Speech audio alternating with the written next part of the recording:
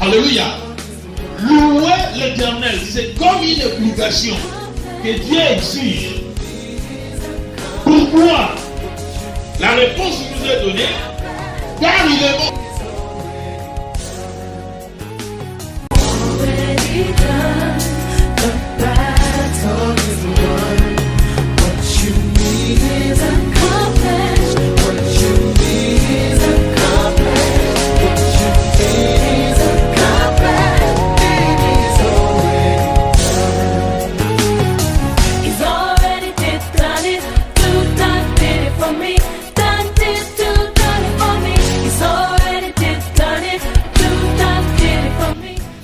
Le Seigneur est tellement bon.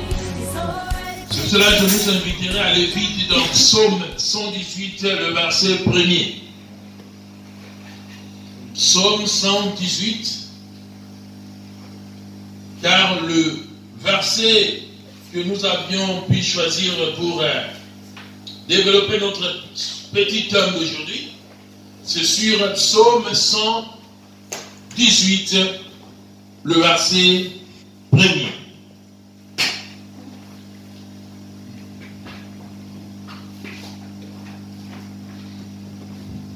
Nous lisons au nom du Seigneur. Lisons la parole de Dieu. Louez l'Éternel, car il est bon. Oui, sa bonté dure éternellement. Je reprends. Louez l'Éternel, car il est bon, car sa miséricorde dure à toujours. Alléluia. Si nous pouvons nous mettre dans ces versets dont nous allons développer notre thème d'aujourd'hui, nous avions trouvé vraiment utile et nécessaire qu'aujourd'hui nous puissions essayer un peu en globalité de comprendre sur la miséricorde de notre Dieu. Ce verset nous a dit ceci: louez l'Éternel. Alléluia. Louez l'Éternel, car il est bon. Troisième paragraphe dit: car sa miséricorde dure à toujours. Alors notre petit terme c'est sur sa miséricorde. Mais ce n'est pas n'importe quelle miséricorde, la miséricorde qui dure à toujours. Alléluia. Que veut dire la miséricorde? La miséricorde de Dieu veut dire tout juste, si nous voulons prendre cela dans le terme hébreu, cela a pour synonyme la grâce, la bienveillance, l'amour et la bonté. Donc lorsque nous parlons de la miséricorde de Dieu, nous exprimons sa grâce, nous exprimons son amour, nous exprimons sa bonté et nous exprimons aussi sa faveur. En réalité, nous voulons dire que la miséricorde de Dieu, nous essayons de déterminer cela dans ce sens dans le sens que Dieu veut exprimer son attachement au travers de sa famille. La miséricorde de Dieu exprime son attachement avec nous. L'attachement de Dieu avec sa famille. Donc en globalité, nous voulons définir cela dans ce sens-là. Donc la miséricorde de notre Dieu sur nous exprime son attachement direct avec nous. Donc c'est une richesse dont beaucoup des enfants de Dieu ne comprennent pas. La Bible nous a dit ici, avant que la Bible nous parle dans ce verset au sujet de sa miséricorde, la Bible a expliqué tout d'abord dans le sens d'une obligation. Louez l'Éternel. Alléluia. C'est l'impératif ici. n'avait pas à choisir. Alléluia. Louer l'Éternel, c'est comme une obligation que Dieu exige. Pourquoi? La réponse nous est donnée, car il est bon. Et la nécessité, ce qui est très important, la Bible a conclu dans ces versets, car sa miséricorde dure de génération à génération. Si on dit à toujours, veut dire après toi, ton petit-fils, petit, sa miséricorde va continuer à surabonder pour toujours. Alléluia. Alléluia. C'est ça la raison à laquelle Dieu nous a exigé en première position, nous avons le devoir de le louer. Alléluia. Donc, vouloir ou pas, ici, la Bible est en train de nous demander, vouloir ou pas, de louer l'Éternel. Alors, n'oublions pas que pour louer l'Éternel, il faut aussi comprendre aussi la cause. Alléluia. Le pourquoi. Parce que, regardez comme aujourd'hui, nous sommes là pour une seule raison de louer et adorer ces dieux. Mais pourquoi les autres ne sont pas là? Si je dis les autres, je ne parle pas de ceux-là que nous avons l'habitude d'être ensemble. Mais je parle de ceux-là qui ne font même pas cas de savoir ce qui est de Dieu. Entre-temps, vous demandez à tout le monde, vous essayez de faire le micro-baladeur ici, vous demandez à tout le monde d'où ils sont venus, ils vous diront qu'ils sont des créatures de Dieu. Mais ils ne savent pas que Dieu a demandé. Dieu là, ce Dieu dont nous faisons partie de ces créatures, a ses exigences sur nous. Il a ses obligations sur nous. Donc, avant d'atteindre notre terme, nous voulons tout d'abord comprendre le début de la phrase. Louer l'Éternel. Donc, tu n'as pas de raison à donner à ce sujet. Tu es obligé. Que tu sois malade, que tu sois comment, l'obligation est là. Peu importe, tu es obligé. Que tu sois en difficulté et que tu aies ceci ou cela, tu sois dans n'importe quelle position, tu es obligé. C'est une obligation. Alléluia. Beaucoup de gens font semblant. Mais ici, nous sommes devant un fait accompli. Alors nous disons, nous devons tout d'abord comprendre louer. Ce louer-là vient de l'obligation. Si nous ne comprenons pas cela, ça sera une faute grave devant notre Dieu. Alors, c'est pour cela, si vous essayez de parcourir la Bible, vous trouverez cette phrase dont la Bible est en train de nous obliger de louer l'Éternel est mentionnée à l'intérieur à peu près 40 fois. Alléluia. Là où il est dit louer l'Éternel car il est bon. À peu près 40 fois dans la Bible, cela est répété. Cela prouve de l'importance que Dieu met sur cette phrase, dont beaucoup de nous ne comprennent pas. Écoutez bien, mes louanges, ce n'est pas chanter des cantiques. Louange, ce n'est pas chercher une musique dont nous pouvons chercher de notre façon. Non. Louange, ce n'est pas danser comme les autres disent, dansons comme David. Je ne sais pas si quelqu'un avait vu David danser ce jour-là. Dansons comme David. Non, ce n'est pas ça. Alléluia. Oui, la Bible dit, mais la façon dont nous l'appliquons, ce n'est pas ce que David avait fait. Amen. Donc à l'époque de David, c'était impossible que le roi exhibe des danses devant sa nation. C'était impossible. Parce que c'est lui seul qui avait cet honneur, que tout le peuple qui lui appartient pouvait danser, exhiber des danses pour le roi. Le roi n'avait pas droit à danser. Alors ce jour-là, David s'est trouvé devant le roi des rois. Il ne pouvait se contenir. Il n'a pas dansé brutalement, non.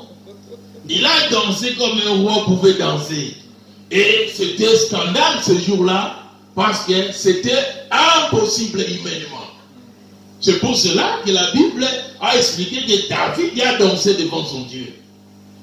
Pourquoi? Parce que David a compris, il était moins que celui qui était devant lui. C'est l'humilité devant un supérieur que David a montré à son peuple. Il y a un roi plus que moi devant moi. Et c'est ce que David a fait. Ce n'est pas ce que les autres disent. Nous allons danser comme David. Il ramasse de n'importe quelle danse pour nous amener à l'église. Non, ce n'est pas ça. C'est pour cela, louer l'Éternel, ce ne sont pas des cantiques. Louer l'Éternel. Je nous ai toujours dit, sans l'adoration, tu ne peux jamais louer. La louange vient de l'adoration. Et l'adoration veut dire l'obéissance et la soumission totale à Dieu. C'est ça l'adoration. L'adoration, ce n'est pas des cantiques. Mais c'est notre obéissance. Notre relation avec Dieu dans l'obéissance et la soumission qui produit l'adoration à nous. Et au travers de l'adoration, que nous exhibons la louange. Louange vient après avoir reconnu la main de Dieu dans notre vie. C'est dans cela que nous sortons la louange. Alléluia. Alors c'est pour cela que la Bible dit louez-les. Cela veut dire nous devons reconnaître sa main dans notre vie. Nous devons reconnaître que si nous nous levons le matin et nous avons le souffle de vie, cela vient de lui. Nous devons reconnaître en premier lieu. Sans Dieu, on ne peut jamais être ce que nous sommes et on ne peut jamais vivre. Alléluia. C'est ça la reconnaissance là. Mais ça doit venir tout d'abord de l'adoration. Comment adorer quelqu'un dont tu ne connais pas? C'est ça le grand problème. Pour parvenir à voir cette miséricorde de Dieu, l'attachement dont je dis, la miséricorde de Dieu qui dure à jamais, exprime l'attachement de Dieu avec nous. Et pour avoir cela, il faut tout d'abord reconnaître ce Dieu-là. Et reconnaître ce qu'il est pour ta vie et ce qu'il fait pour ta vie. La Bible dit, il renouvelle le souffle de vie chaque matin. Là où nous dormons, personne ne sait s'il va se réveiller. Malgré nos projets, malgré tout ce qu'on peut faire, mais c'est Dieu seul qui accorde à qui il veut le souffle de vie. Dormir et se réveiller, ce n'est pas quelque chose de rien. Mais bien aimé, c'est très très important. Savoir connaître la miséricorde de Dieu sur notre vie est très important. La miséricorde n'est pas de la manière dont les gens prennent. Ah, il est miséricorde. Non. Oh non, pourquoi vous parlez ainsi? Dieu est miséricorde. Non, ce n'est pas dans ce sens-là. La miséricorde de Dieu est tellement profonde. Donc si les enfants de Dieu comprennent, ils ne vont jamais blaguer sur ça. Ils ne vont jamais blaguer. Sur cela, mes bien-aimés dans le Seigneur, j'ai voulu que nous puissions comprendre cela, parce que dans les jours qui viennent, nous allons peut-être organiser des séances sur le baptême, sur beaucoup de choses. C'est pour cela que nous devons comprendre tout d'abord sa miséricorde. Parce qu'on ne peut pas se dire enfant de Dieu si on ne comprend pas la miséricorde de Dieu. On ne peut pas servir Dieu. On ne peut pas parler de ce Dieu. On ne peut pas chanter pour ce Dieu. Yes. Si on ne connaît pas sa miséricorde. Mais nous parlons de la miséricorde qui dure à jamais, pour toujours. Et c'est ce que nous avons besoin. L'attachement qui durera jusqu'à l'éternité. Sa grâce demeure à nous jusqu'à l'éternité. Sa bonté jusqu'à l'éternité. Sa faveur jusqu'à l'éternité. C'est ça la miséricorde. Son amour jusqu'à l'éternité. Ça fait partie des miséricordes de Dieu. Et on peut les trouver dans plusieurs histoires. Mais en première lieu, nous devons comprendre tout d'abord la base de cette miséricorde dont nous sommes en train de parler aujourd'hui. Ce n'est pas pour rien que cela est répété dans la Bible pendant 40 fois. Louez-le car il est bon. Louez-le car il est bon. Mais bien aimé, Dieu a révélé son secret. Il veut être attaché avec moi et toi pour toujours. C'est pour cela il nous exige de le louer. Ça veut dire qu'il nous pousse à comprendre sa personne, à comprendre sa divinité, à comprendre qu'il est notre Père. Et qu'il avait tout fait pour que nous soyons ce que nous sommes. C'est ce que Dieu voulait dire. Si tu loues-les, il nous donne le devoir de louer. Donc il nous pousse à comprendre. Parce que si on ne comprend pas, on ne pourra pas aussi les louer. Amen, amen. Amen. La question peut faire maintenant, ou qui peut nous pousser maintenant à chercher à comprendre, nous allons demander que faire pour obtenir la miséricorde de notre Dieu qui durera pour toujours. Que faire? La miséricorde qui durera toujours. Que faire pour en avoir? Que faire? Ce n'est pas à ramasser. Ce n'est pas à prendre cela dans un coin. Non, mais bien aimé dans le Seigneur, c'est question de comprendre, d'accepter et d'y entrer dans cette famille. C'est question d'appliquer ta volonté. Ce n'est pas question, c'est pour cela que beaucoup des enfants de Dieu ne comprennent pas. Pourquoi nous allons à l'église? Pourquoi il faut lire la Bible? Pourquoi il faut prêcher? Pourquoi il faut exhorter? Pourquoi il faut être sanctifié? Les gens ne comprennent pas. Dieu nous parle. Lorsqu'il dit louer l'Éternel, il nous oblige à être saints. Il nous oblige à être propres devant lui. Il nous oblige à avoir une relation étroite avec lui. La miséricorde de Dieu n'est pas une chose simple. Parce que dans la miséricorde de Dieu, il y a un paquet. Tu veux le miracle, tu dois comprendre la miséricorde de Dieu. Parce que si tu n'es pas attaché à lui, comment est-ce qu'il va opérer dans ta vie? Et c'est ainsi que le diable profite. Parce que les enfants de Dieu veulent que Dieu s'attache à eux, mais ils ne veulent pas comprendre ce Dieu. Ils ne veulent pas respecter ce Dieu. Comment veux-tu attacher avec quelqu'un dont tu ne connais pas? Et tu ne veux pas même connaître, qui ne lui permet même pas de te connaître. Vous verrez un enfant de Dieu qui fréquente l'église, qui veut le Seigneur, mais il dit non, moi j'ai ma vie privée. Je ne sais pas qu'est-ce qu'ils appellent la vie privée. Vous avez la vie avec Dieu, il n'y a pas de privé. D'où vient le privé encore? Oh, je suis aussi animé comme vous. Mais non! La Bible dit, ceux qui reçoivent Jésus-Christ ne sont plus de ce monde. Comment voulons-nous toujours nous attacher au monde et être aussi avec le Seigneur? Ça ne peut pas marcher. C'est pour cela que nous commettons plusieurs erreurs. Amen, amen, amen. Plusieurs erreurs. Parce qu'on veut mélanger Dieu. Notre Dieu n'est pas un Dieu de mélange. Mais bien aimé, nous parlons de la miséricorde de Dieu, de notre Dieu sur nous. La miséricorde de Dieu sur nous, si tous les enfants de Dieu comprennent l'importance de la miséricorde de Dieu sur nous, l'Église n'aura pas beaucoup de difficultés. L'Église n'aura pas de problèmes. Car chacun aura cherché à faire de la manière dont Dieu veut. Chacun va comprendre son rôle facilement. Alors nous disons, que faire pour obtenir la miséricorde de notre Dieu qui dira toujours?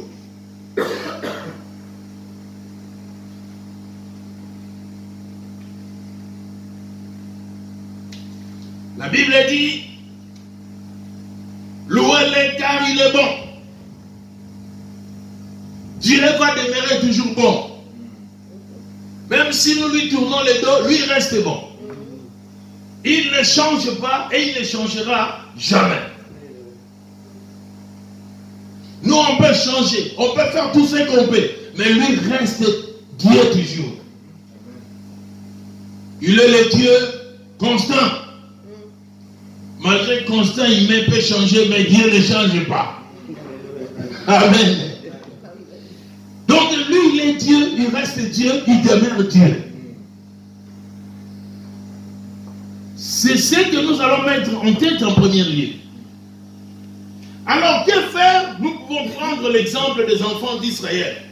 Parce qu'on ne peut rien faire, rien dire sans tenir compte des enfants d'Israël. Qu'est-ce qu'eux, ils avaient fait? Comment est-ce qu'ils avaient compris la miséricorde de Dieu? Nous lisons Esdras.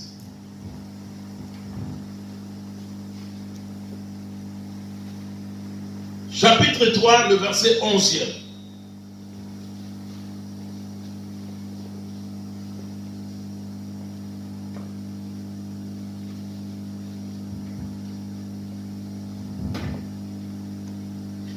Nous lisons.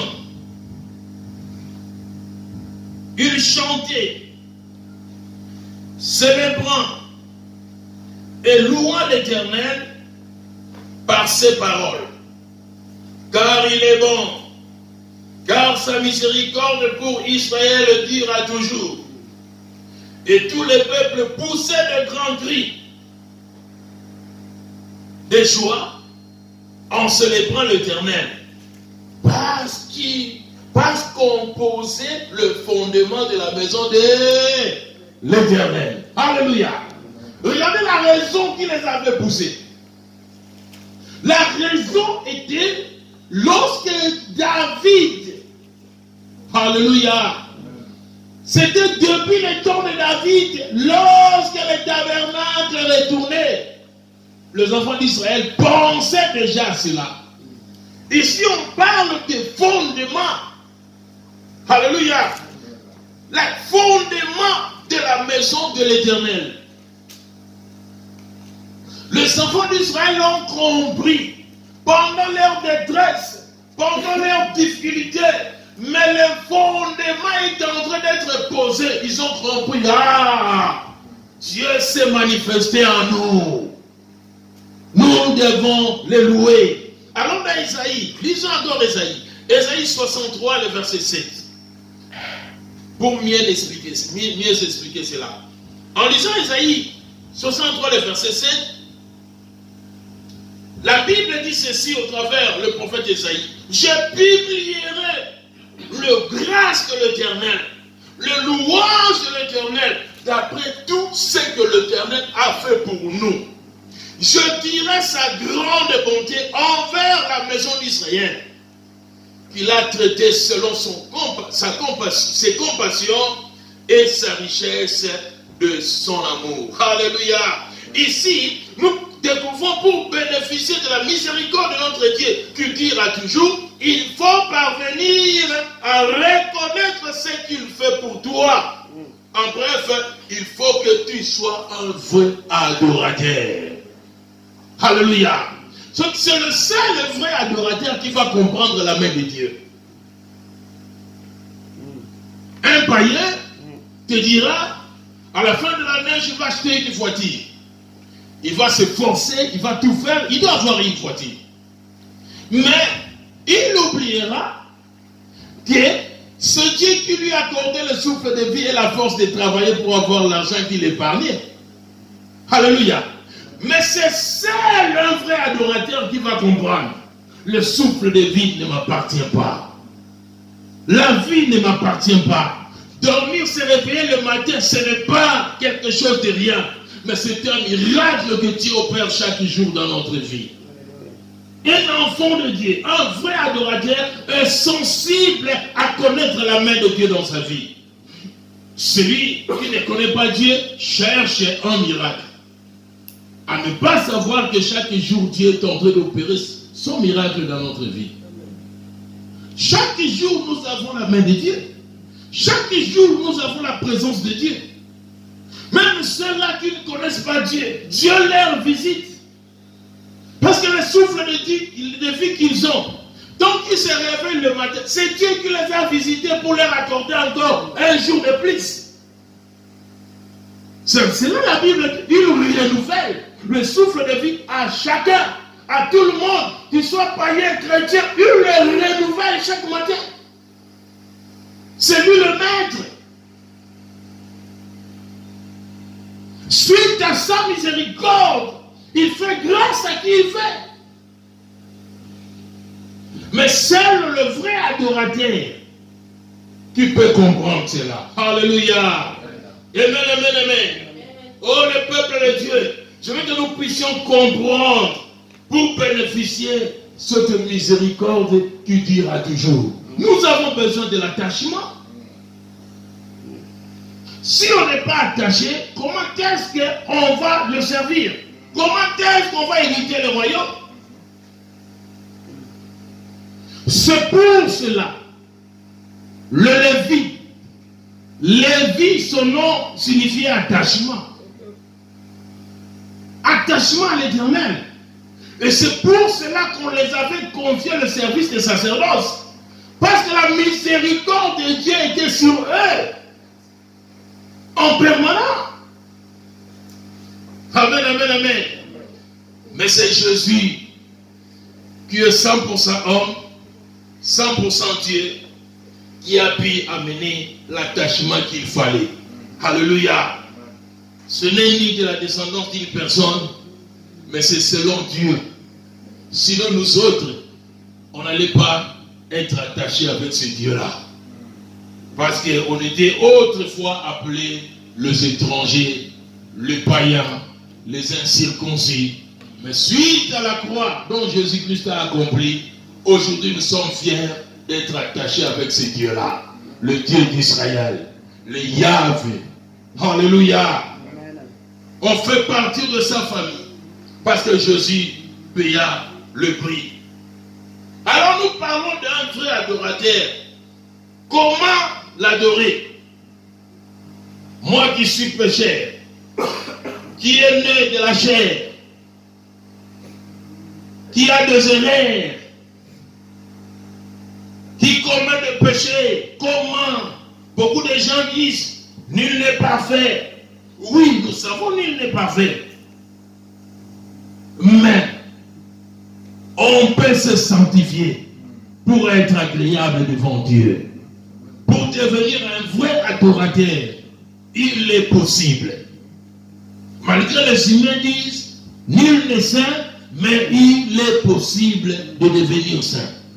Alléluia. Il y a la possibilité.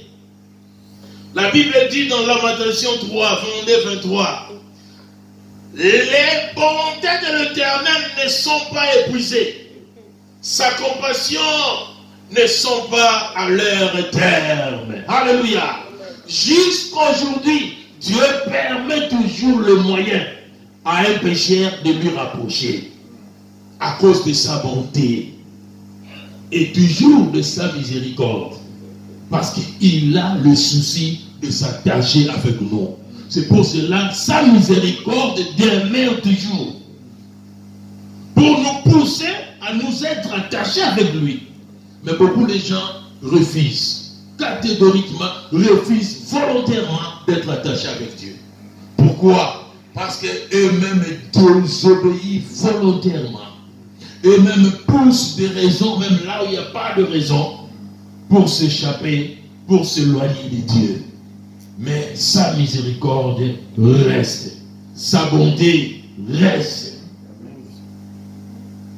Et ici, lamentation de Jérémie nous dit, sa bonté ne sont, le bonté, il y en a plusieurs, ne sont pas épuisées. Et ses compassions ne sont pas à leur terme. Jusqu'au retour de Jésus-Christ, ses compassions seront toujours là. Il n'y a pas de raison à donner, mes bien-aimés. À quoi rester longtemps loin de sa présence? et que s'il t'arrive que tu puisses partir, toi qui continues à promettre, je le ferai, je sais. Regardez, je vais encore faire ceci, cela. J'entends encore ceci. Je vais m'engager, mais s'il t'arrive le temps de partir, alors que les choses que tu devrais faire aujourd'hui, tu le renvoies toujours au lendemain, il te sera trop tard. Alors le Seigneur ne veut pas que cela soit trop tard. Nous puissions comprendre sa miséricorde qui durera toujours. Son attachement est très nécessaire, tandis que nous sommes encore sur cette terre. Lorsque nous quitterons la terre, il nous sera impossible. On ne changera jamais le camp. Alléluia. Lamentation nous a révélé, Dieu continue à nous étendre sa main. Il ne nous a jamais rejetés. Maintenant nous lui tournons les dos. Dieu fait que sa miséricorde demeure en nous. Luc, dans son évangile, dans le premier chapitre, au verset 50e, il nous a dit ceci. Il dit ceci. Il est plein de bonté en tout temps pour ceux qui le respectent. Sa miséricorde dit,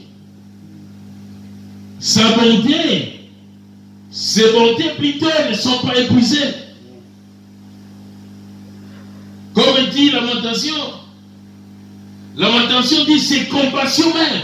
Mais Luc nous révèle quelque chose de merveilleux.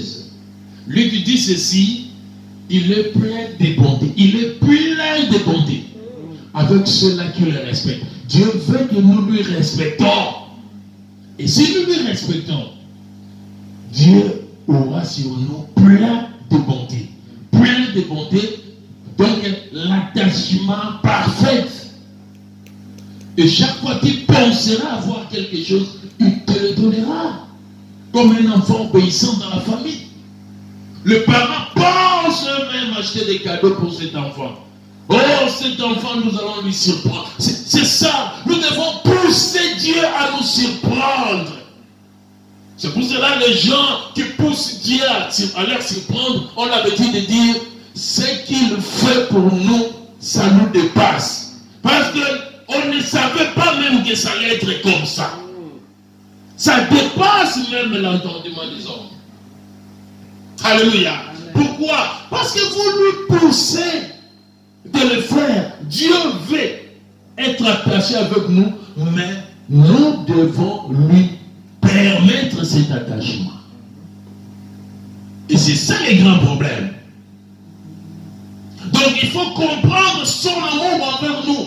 Si on ne comprend pas l'amour de Dieu envers nous, jamais, jamais nous bénéficierons de sa bonté pleinement, comme dit Luc.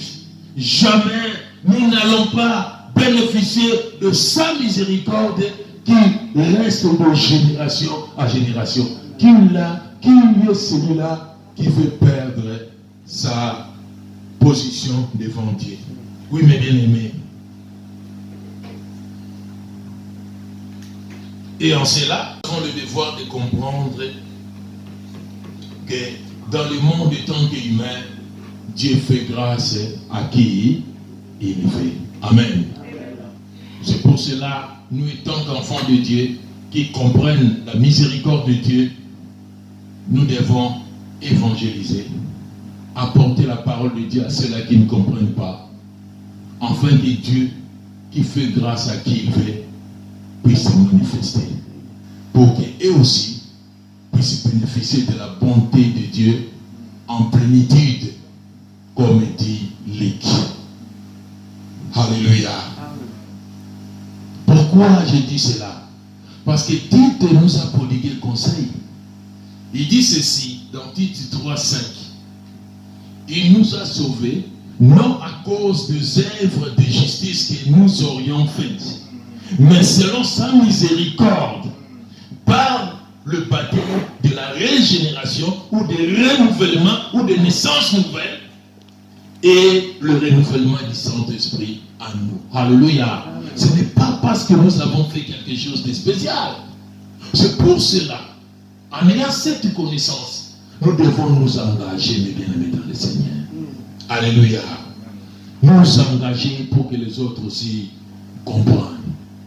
Les autres doivent comprendre au travers de nous qui ont compris la miséricorde de Dieu. Alléluia. Amen. Et en cela, je veux que nous puissions mettre cela à cœur. Que tout est grâce sur grâce de la part de notre Seigneur Jésus. Rien n'est mérité. Tout est grâce sur grâce. Ainsi, 1 Pierre 1:3 dit, louons Dieu, le Père de notre Seigneur Jésus-Christ, dans sa grande bonté, il nous a fait naître à une vie nouvelle en relevant Jésus-Christ d'entre les morts. Nous avons ainsi une espérance vivante. À cause de cette espérance vivante, nous devons nous lever et aller aussi donner la vie, distribuer la vie à ceux-là qui ne comprennent pas la miséricorde de Dieu qui dira à toujours. Nous avons 1 Pierre, je dis 1 Pierre, chapitre 1, le verset 3. Amen. Nous avons la connaissance, nous devons nous lever. Mais bien aimés dans le Seigneur, nous allons nous lever, prier le Seigneur, remercier Dieu pour ces petits messages dont le Seigneur a voulu nous faire comprendre de sa miséricorde qui dirait à toujours. À lui soit la gloire, à lui soit le bonheur pour l'éternité à l'éternité.